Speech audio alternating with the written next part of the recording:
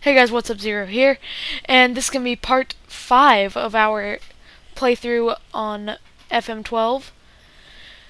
And I'm going to be starting to convert to monthly updates. There are just too many games in the season for me to be able to do every game. So, first off, I'm going to be going over the transfers that we made throughout the entirety of the window. So I'm going to start with the ins. Steve Sterling, 21-year-old central midfielder. Decided to sign him because he was decently young, looked like he had some potential, and as you can see, he's not quite a starter yet, but he could become a good in Power League 2 central midfielder in the future. I signed Craig Winter because he's a very experienced guy that can play basically all throughout the middle. And he's been very versatile for me. He's been able to play in most of the games too. Not great stamina, but it's good enough to get him through. Next, I signed Dominic Knowles. He was offered for me for only 10K, and at the time, he seemed like he would be the best striker on my team, but you're going to see that change.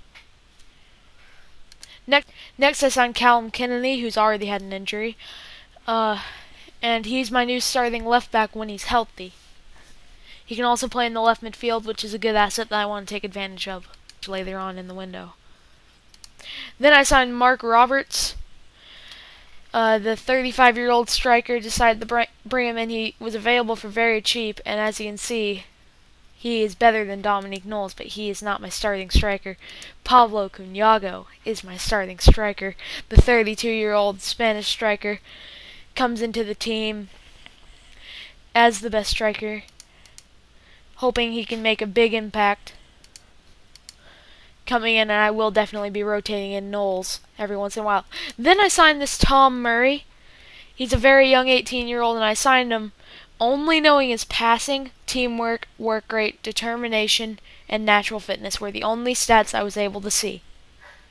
And they convinced me to pick this guy up. He's not very good right now. He's only 18, but in the future he's going to be able to play as our best central midfielder. And now the outs, Andy Morrill. He was my assistant coach. He wasn't going to break into the team. He wasn't a good player. So later, Jamie Tolley just didn't seem to be able to break in, and well, yeah, he just didn't seem like he would break into the team. And I let him go on a free, but I did take advantage of interest in Mayby, my backup goalie. Decided to get 10K out of him, sell him to AFC Wimbledon, and I don't have a scout report on him, but he was tied for the best with my current goalkeeper, Chris Maxwell. And then Anthony Stevens, got rid of him because basically, he started being a little bitch, so I decided to release him. Jake Speet, same story. Told him he wouldn't be able to get much playing time, and then he got all angry at me, so I released him. And as you can see, the season has been going great. Keithering, Braintree, Bath were the 3 games that you guys saw live, so I don't really need to go over those. But Luton, we lost 2-0. Bad result for us. They scored early, and then they scored very late to seal the deal. And we outplayed them in that game too. And then on the road, we lost 3-0 to Mansfield. As you can see, they just basically dominated us throughout that entire game.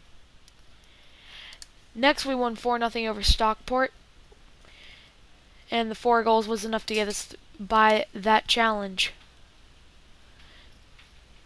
So anyways, the next month we will be going over these fixtures here. These 5 fixtures here, 3 home, 2 away.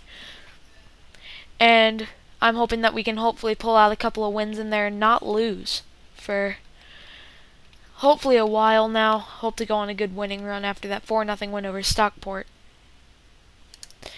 And after all that, this is where we sit in the league. We sit in 9th currently. And we are in 9th because of goal difference.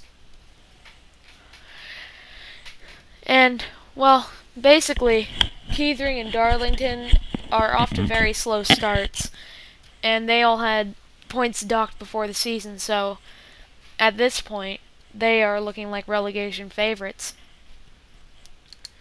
Looking also around the world in the Premier Division, Stoke leading after 3, even though it is only after 3 games, so not much interesting going on there.